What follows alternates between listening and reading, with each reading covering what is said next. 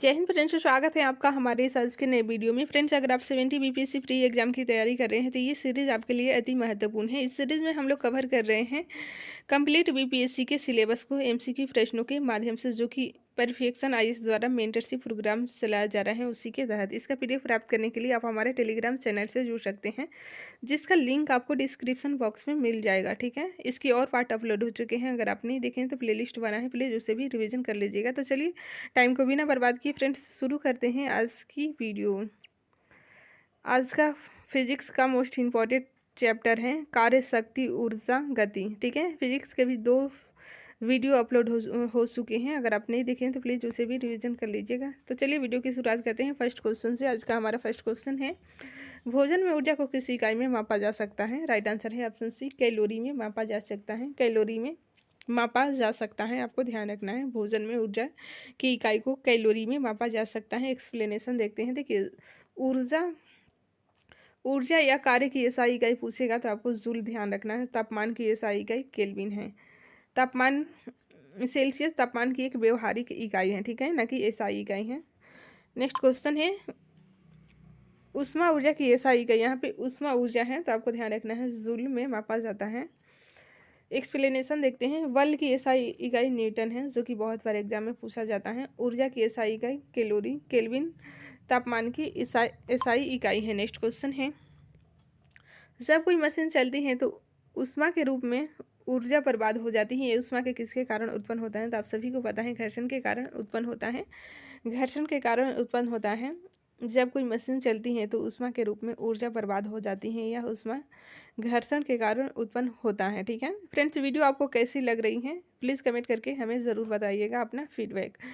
अगर आपको पसंद आ रहा है तो प्लीज़ लाइक कर दीजिए, और चैनल पर नए हैं तो कंप्लीट बीपीएससी के सिलेबस को रिवीजन करने के लिए चैनल को सब्सक्राइब कर लीजिए।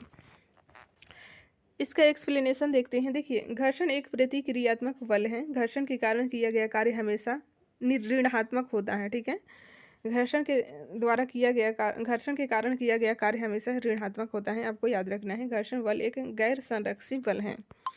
नेक्स्ट क्वेश्चन है, निम्नलिखित में से कौन सा कथन गलत है? तो आपको गलत कथन की पहचान करनी है। तो देखिए, ऑप्शन ए है, कार्य तब होता है जब कोई बल किसी पिंड को उसके अनुप्रयोग की रेखा में विस्थापित करता है। बिल्कुल सही है। दूसरा है, बल द्वारा किया गया कार्य बल और बल की रेखा में विस्थापित का गुणनफल होता है। बिल्कुल सही है। तीसरा है, घर्षण द्वारा किया गया कार्य हमेशा धनात्मक होता है। ये गलत है, ऋणात्मक होता है। ठीक है, ऋणात्मक होता है, आपको ध्यान रखना है। इस तरह से सही उत्तर ऑप्शन नंबर सी हो जाएगा, क्योंकि गलत कथन की पहचान करनी थी। डी है, कार्य की कोई दिशा नहीं होती लेकिन इसका चिन्ह होता है। बिल्कुल सही है, कार्य की कोई दिशा नहीं होती है, इसका चिन्ह होता है। नेक्स्ट क्वेश्चन है, इसका एक्सप्लेनेशन देख लेते हैं। देखिए, घर्षण द्वारा किया गया कार्य हमेशा ऋणात्मक होता है, क्योंकि घर्षण बल और विस्थापन दोनों ही दिशा में विपरीत होते हैं। नेक्स्ट क्वेश्चन है, एक अर्घ बराबर है, किसके बराबर है? तो देखिए, ये 10⁻⁷ जूल मोस्ट इंपॉर्टेंट है, बहुत बार पूछा गया है। 10⁻⁷ जूल एक अर्घ के बराबर होता है। ठीक है, नेक्स्ट क्वेश्चन है, निम्नलिखित में से कौन सा कथन गलत है? तो आपको गलत कथन की पहचान करनी है। पहला है, यदि लगाए गए बल और विस्थापन के बीच का कोण न्यून कोण है तो किया गया कार्य धनात्मक होगा। बिल्कुल सही है, यदि लगाए गए बल और विस्थापन के बीच का कोण न्यून कोण है तो किया गया कार्य धनात्मक होगा। आगे देखते हैं। बी है, यदि लगाए गए बल और विस्थापन के बीच का कोण अधिक है तो किया गया कार्य ऋणात्मक होगा। बिल्कुल सही है, अधिक कोण होगा तो ऋणात्मक होगा, न्यून कोण होगा तो धनात्मक होगा। ये पॉइंट आपको ध्यान रखना है। यदि लगाए गए बल और विस्थापन के बीच का कोण 90 डिग्री है तो किया गया कार्य शून्य होगा। बिल्कुल सही है, 90 डिग्री होगा तो शून्य, आपको ध्यान रखना है। और अधिक कोण की बात होगी तो विस्थापन के बीच का कोण अधिक रहेगा तो ऋणात्मक होगा, और न्यून रहेगा कोण, न्यूनतम रहेगा तो आपको धनात्मक। ये सभी पॉइंट्स आपको ध्यान रखना है, क्योंकि इससे स्टेट पीसीएस एग्जाम में बहुत बार प्रश्न पूछे गए हैं। एक्सप्लेनेशन देखते हैं। देखिए, कार्य एक अदिश राशि है, इसमें केवल परिणाम होता है, कार्य की कोई दिशा नहीं होती है, लेकिन इसका चिन्ह होता है। कार्य किया गया बराबर बल इंटू बल की दिशा में विस्थापन। ठीक है, बराबर F-D cos थीटा, जहाँ थीटा लगाए गए बल और विस्थापन के बीच का कोण है। नेक्स्ट क्वेश्चन है, बल विस्थापन ग्राफ के अंतर्गत क्षेत्रफल देता है, तो क्या देता है, कार्य किया गया देता है। नेक्स्ट क्वेश्चन है, घर्षण बल किसका उदाहरण है, तो देखिए असंरक्षी बल का उदाहरण है घर्षण। घर्षण असंरक्षी बल का उदाहरण है। एक्सप्लेनेशन देखते हैं। देखिए, घर्षण बल असंरक्षी बल का उदाहरण है। संरक्षी बल माइनस वह बल जिसका कार्य केवल वस्तु के अंतिम विस्थापन द्वारा निर्धारित होता है, यह पथ से स्वतंत्र होता है। गुरुत्वाकर्षण बल और इलेक्ट्रोस्टैटिक बल संरक्षी बल के उदाहरण हैं। गुरुत्वाकर्षण बल और इलेक्ट्रोस्टैटिक बल ये संरक्षी बल के उदाहरण हैं, आपको याद रखना है। असंरक्षी बल वह बल जिसका कार्य वस्तु द्वारा किया गया पथ द्वारा निर्धारित होता है, यह पथ पर निर्भर करता है। घर्षण बल, वायु प्रतिरोध असंरक्षी बल के उदाहरण है। नेक्स्ट क्वेश्चन है, निम्नलिखित का मिलान करना है आपको, तो चलिए इसको देखते हैं। देखिए, कार्य की इकाई होगी जूल या न्यूटन मीटर, ऊर्जा की इकाई जूल होगी, शक्ति की इकाई वाट या न्यूटन मीटर सेकेंड -1 स्क्वायर, ठीक है, या जूल प्रति सेकेंड होगा, ये कोई भी हो सकता है। नेक्स्ट क्वेश्चन है, एक वाट की शक्ति है किसके बराबर है, तो देखिए ये वह मशीन जो हर सेकेंड में 1 जूल काम कर रही है, 1 वाट शक्ति होगी वह मशीन जो 1 सेकेंड में 1 जूल काम कर रही है। जे यहाँ जूल का है, ठीक है। नेक्स्ट क्वेश्चन है, बल और वेग का गुणनफल परिणाम देता है, क्या देता है, तो आप सभी को पता है शक्ति देता है। बल और वेग का गुणनफल परिणाम देता है शक्ति। ऑप्शन नंबर डी सही उत्तर हो जाएगा। नेक्स्ट क्वेश्चन है, 1492 वाट बराबर होगा किसके बराबर होगा, तो ये 2 एचपी के बराबर होगा, 2 एचपी के बराबर होगा 1492 वाट, क्योंकि 1 एचपी बराबर होता है 1 एचपी यानी कि 1 हॉर्स पावर बराबर कितना होता है, तो 746 वाट होता है, तो 2 हॉर्स। नेक्स्ट क्वेश्चन है, किलो वाट घंटा किसकी इकाई है, राइट आंसर है ऑप्शन बी ऊर्जा कार्य की इकाई है किलो वाट घंटा। नेक्स्ट क्वेश्चन है, निम्नलिखित में से कौन सा कथन सही नहीं है, आपको बताना है कि कौन सा कथन सही नहीं है। ए है, वस्तु की गति के कारण गतिज ऊर्जा, बिल्कुल सही है, वस्तु के कारण ही गतिज ऊर्जा होती है। वस्तु की स्थिति या विन्यास के कारण स्थिति ऊर्जा, बिल्कुल सही है। यदि शरीर बल लगा सकता है और विस्थापन कर सकता है तो इसमें यांत्रिक ऊर्जा होती है, बिल्कुल सही है। मुझे तो सभी सही लग रही है, नहीं की पहचान करनी है, तो देखिए उपयुक्त में से कोई नहीं, ऑप्शन डी सही लग रहा है मुझे। आपको क्या लग रहा है, चलिए देखते हैं। तो इसका सही उत्तर हो जाएगा ऑप्शन नंबर डी, इनमें से कोई नहीं, क्योंकि सभी सही दिया हुआ है। नेक्स्ट क्वेश्चन है, यदि किसी पिंड पर कार्य किया जाता है तो उसकी ऊर्जा क्या होगी, बढ़ जाती है। यदि किसी पिंड पर कार्य किया जाता है तो उसकी ऊर्जा बढ़ जाएगी। टक्कर के दौरान क्या होगा, देखिए टक्कर के दौरान संवेग संरक्षित रहता है, ऑप्शन बी सही उत्तर हो जाएगा, संवेग संरक्षित रहता है। टक्कर एक ऐसी घटना है जिसमें 2 पिंड एक दूसरे से टकराते हैं और बहुत कम समय के अंतराल पर बड़ा बल लगाते हैं। टक्कर के 2 प्रकार है, प्रत्यास्थ टक्कर और अप्रत्यास्थ टक्कर। गतिज ऊर्जा केवल प्रत्यास्थ टक्कर के दौरान संरक्षित रहती है। Next very very important chapter है गति यानी कि मोशंस। तो चलिए देखते हैं। इसका फर्स्ट क्वेश्चन है, पत्थर मारने पर व्यक्ति को चोट लगती है, क्यों, देखिए प्रतिक्रिया के कारण चोट लगती है। पत्थर मारने पर व्यक्ति को चोट लगती है। एक्सप्लेनेशन देखते हैं, ध्यान से सुनिए। देखिए, पत्थर मारने पर व्यक्ति को चोट प्रतिक्रिया के कारण लगती है। न्यूटन का तीसरा नियम कहता है कि प्रत्येक क्रिया की समान एक विपरीत प्रतिक्रिया होती है। जड़त्व किसी भी पदार्थ की एक अंतर्निहित मूल विशेषता है और इस विशेषता के कारण वह गति की स्थिति को बदलने में सक्षम नहीं है। समय के सापेक्ष विस्थापन में परिवर्तन की दर को वेग कहा जाता है। संवेग गतिमान पिंड की एक विशेषता है। नेक्स्ट क्वेश्चन है, दूध को मथने पर उसमें से मलाई अलग हो जाती है, ऐसा किसके कारण होता है, तो आप सभी को पता है केंद्र प्रसारक बल के कारण होता है। केंद्र प्रसारक बल के कारण होता है कि दूध को मथने पर उनमें से मलाई अलग हो जाती है। एक्सप्लेनेशन देखते हैं। देखिए, केंद्र प्रसारी बल एक सद्दम बल है जो हमेशा केंद्र से दूर घूमते हुए पिंड पर कार्य करता है।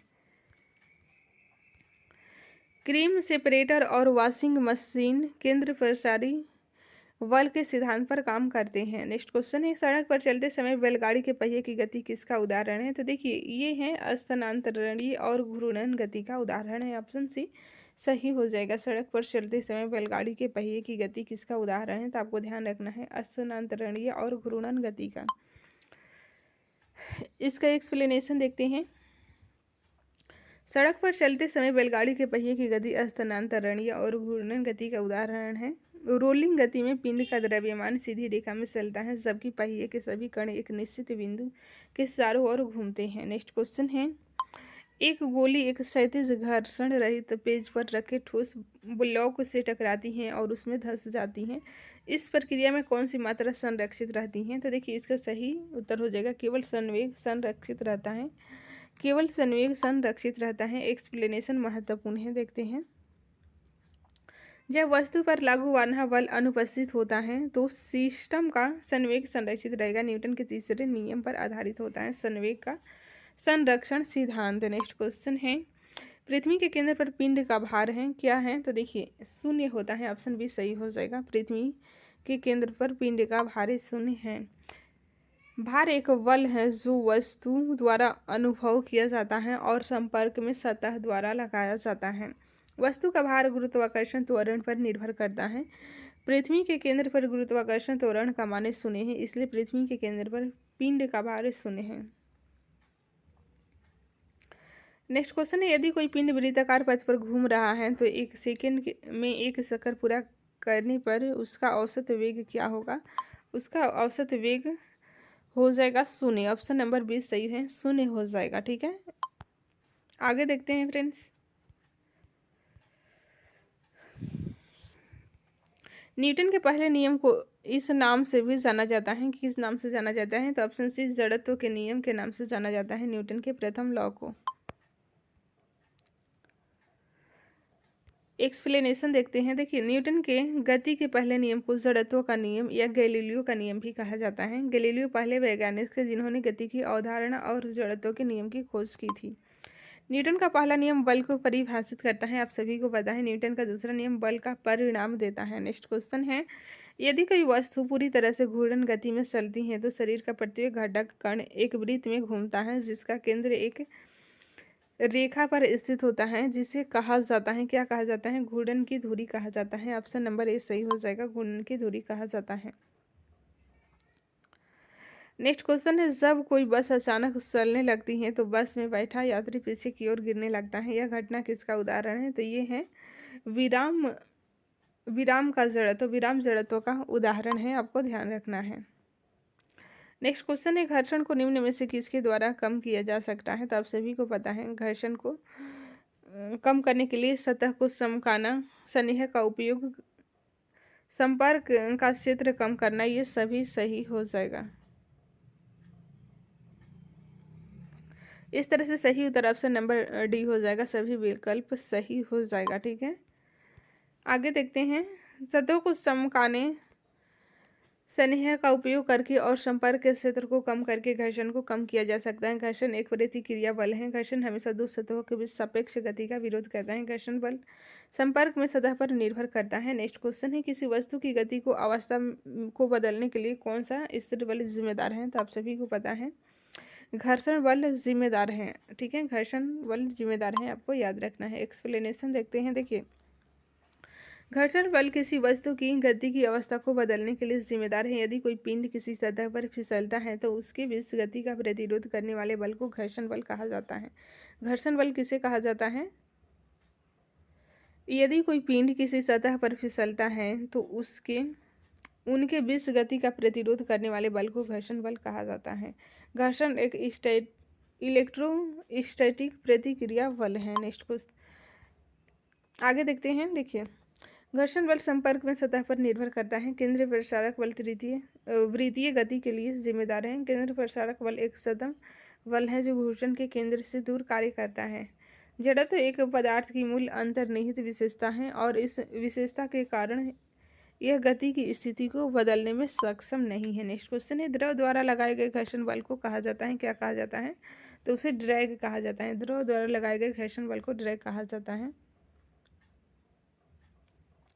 ड्रैग या कर्षण बोल सकते हैं, कर्षण कहा जाता है। द्रव द्वारा लगाए गए घर्षण बल को कर्षण बल या ड्रैग बल कहा जाता है। द्रव के माध्यम से चलते समय वस्तु पर द्रव घर्षण कार्य करता है। घर्षण बल हमेशा दो सतहों के बीच सापेक्ष गति का विरोध करता है। नेक्स्ट क्वेश्चन है, रेलवे ट्रैक वक्र पर बनाए जाते हैं, ताकि क्यों बनाए जाते हैं वक्र पर? तो देखिए, इसका सही उत्तर हो जाएगा, रेल के भार के क्षैतिज घटक से आवश्यक अभिकेंद्रीय बल प्राप्त किया जा सकता है। रेल के भार के क्षैतिज घटक से आवश्यक अभिकेंद्रीय बल प्राप्त किया जा सकता है। ऑप्शन सी सही उत्तर हो जाएगा। नेक्स्ट क्वेश्चन है, स्थिर गति वाली वस्तु देखिए त्वरित नहीं होती है। यदि कोई पिंड एक समान गति से गति कर रहा है तो पिंड द्वारा समान समय अंतराल में तय की गई दूरी समान होगी, आपको ध्यान रखना है। नेक्स्ट क्वेश्चन है, फायर करने के बाद तोप क्यों पीछे हटती है? तो देखिए, क्यों हटती हैं, ये न्यूटन का गति का तीसरा नियम के अनुसार तोपें पीछे हटती हैं।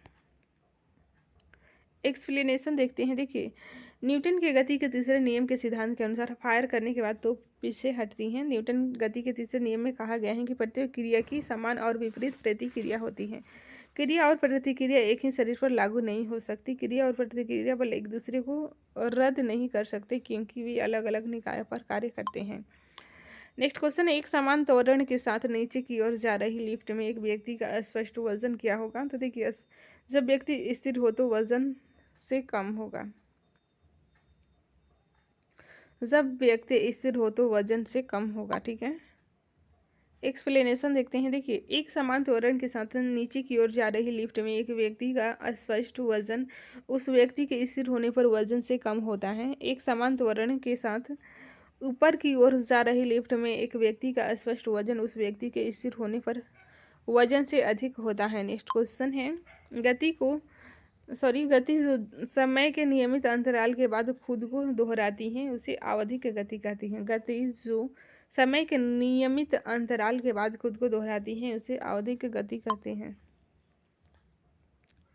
एक्सप्लेनेशन देखते हैं। देखिए, गति जो समय के नियमित अंतराल के बाद खुद को दोहराती हैं उसे आवधिक गति कहते हैं। गति जिसमें प्रत्यानयन बल पिंड के अपनी माध्य स्थिति से विस्थापित के समानुपाती होता है। नेक्स्ट है, जब कोई पिंड अपनी माध्य स्थिति के इर्द गिर्द आगे पीछे घूमता है तो उसे कंपन गति कहते हैं। अवमंदित दोलन एक प्रकार का दोलन है जिसमें गति का कोई प्रतिरोध नहीं होता है। नेक्स्ट है, अनुप्रस्थ तरंग में एक शिखर और एक क्रमागत गर्त के बीच की दूरी क्या कहलाती है? तो देखिए, तरंग दैर्घ्य का आधा कहलाती है। अनुप्रस्थ तरंग में एक शिखर और एक क्रमागत गर्त के बीच की दूरी को तरंग दैर्घ्य का आधा कहते हैं। नेक्स्ट है, किसी भी दिशा में माध्य स्थिति से अधिकतम विस्थापन को आयाम कहते हैं। दो क्रमागत शिखरों या दो क्रमागत गर्तों के बीच की दूरी को तरंग दैर्घ्य कहते हैं। नेक्स्ट क्वेश्चन है, अविचलित वस्तु के स्थिर रहने या समान वेग से चलने रहने की प्रवृत्ति को क्या कहते हैं? तो जड़त्व कहते हैं। अवचलित वस्तु के स्थिर रहने या समान वेग से चलने रहने की प्रवृत्ति को जड़त्व कहते हैं। तो आपको ये याद रखना है। आगे देखते हैं फ्रेंड्स, फिजिक्स का नेक्स्ट चैप्टर है इकाई एवं माप करंट। इसे हम लोग नेक्स्ट वीडियो में रिवीजन करने वाले हैं। ठीक है, तो चलिए आज के लिए इतना ही, मिलते हैं नेक्स्ट क्लास में। Thanks for watching.